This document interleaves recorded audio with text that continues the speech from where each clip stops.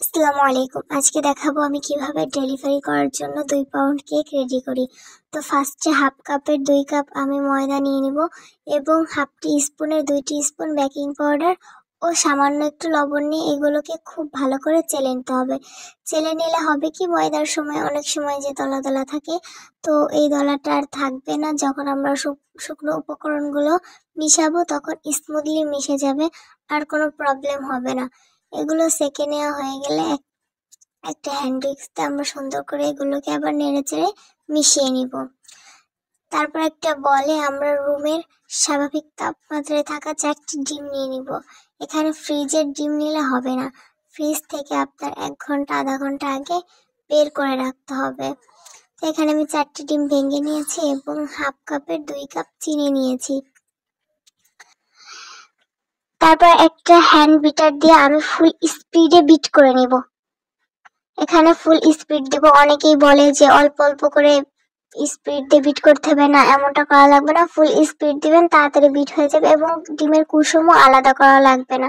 ওটা একটা ঝামেলা, অনেক সময় কুসুম ভেঙে যায়, উঠতে চায় না, এরকম একটা ঝামেলা। তো এই জন্য আমি আর ডিমের কুসুম আলাদা করি না, একসঙ্গেই বিট করি। তো এখানে আমার বিটটা হয়ে গেছে, দেখছেন আমি উপর করছি বাট সাথে সাথে মিশছে না। তো এখন আমি 2 চা চামচ ভ্যানিলা এসেন্স দিয়ে দিব।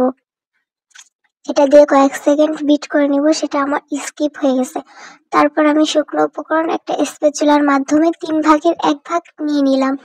তারপর একটা হ্যান্ড উইক্স দিয়ে আমি সুন্দর করে মিশিয়ে নিচ্ছি, যাতে আমার শুকনো উপকরণগুলো খুব ভালোভাবে মেশে। যেন খুব আস্তে আস্তে করতে হবে।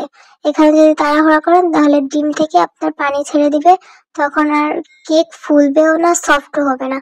কেক ফুলার এবং সফট করার মূল টেকনিকই হলো শুকনো উপকরণগুলো আস্তে আস্তে মিশানো। যদি এখানে উল্টো পাল্টা হয় তাহলে আপনার স্পঞ্জ কেক পুরাই নষ্ট হয়ে যাবে, স্পঞ্জ কেক আর হবে না, সুন্দর হবে না। এভাবে আমি 3বারে দিব, প্রথমবার দিছি আবার দিছি। এখন এটাকেও সুন্দর করে একটু মিশিয়ে নিয়ে তারপরে যতটুকু থাকে অতটুকুই আবার দিয়ে দিব। দেখতেই পাচ্ছেন আমি কিভাবে মিশিয়ে নিচ্ছি। এই লাস্টের টুকু আমি দিয়ে দিলাম।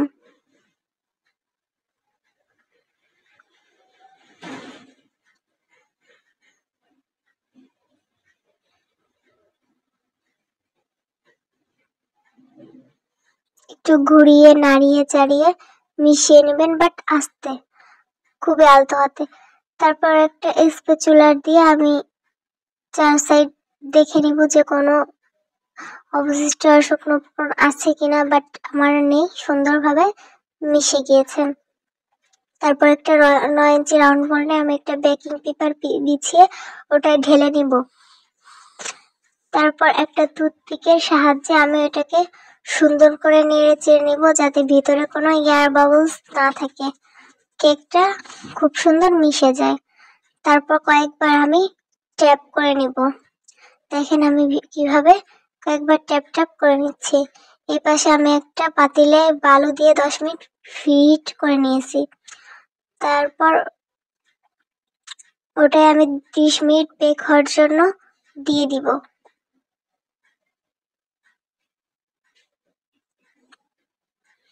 দেখবেন কোথাও যেন কোনো ফাঁকা টাকা না থাকে। তো এই যে আমি বের করার সময় ভিডিও নিতে ভুলে গেছি, আমার কেকটা এরকম হয়েছে। তো আমি একটু ক্রাম কোট করে ফ্রিজে রাখছিলাম, এখন আমি ফিনিশিং দিয়ে নিচ্ছি।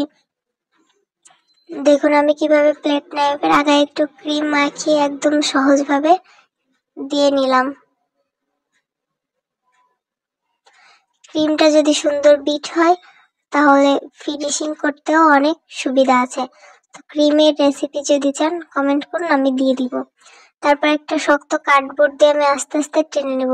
আর একটা ডিজাইন করার জন্য আমরা যে ব্রেড নাইফটা আছে ওইটা দিয়ে একটু ঘোরায় নিলেই এই সুন্দর একটা জিগজ্যাগ ডিজাইন পড়বে। তারপর ওই ব্রেড নাইফ দিয়ে উপরে আস্তে আস্তে ফিনিশিং করে নেব। দেখতেই পাচ্ছেন আমার কত সুন্দর ফিনিশিং এসে গেছে। তো এই মাথা থেকে ওই মাথা টেনে নিব।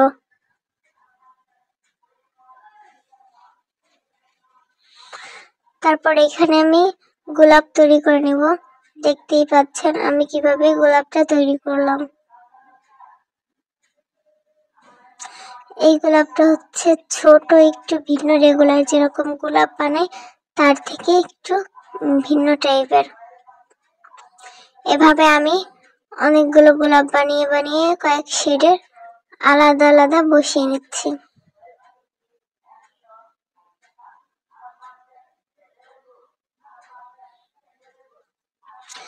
এখন আপনার এলাকায় কত করে প্রাইস রাখবেন সেটা আপনার উপর নির্ভর করে। আমাদের এদিকে আমরা 450 টাকা করে পাউন্ড রাখি। তো আপনি যদি একটু উন্নত এলাকায় থাকেন তাহলে একটু বেশি রাখবেন, যদি একটু গ্রাম সাইডে থাকেন একটু কম রাখবেন।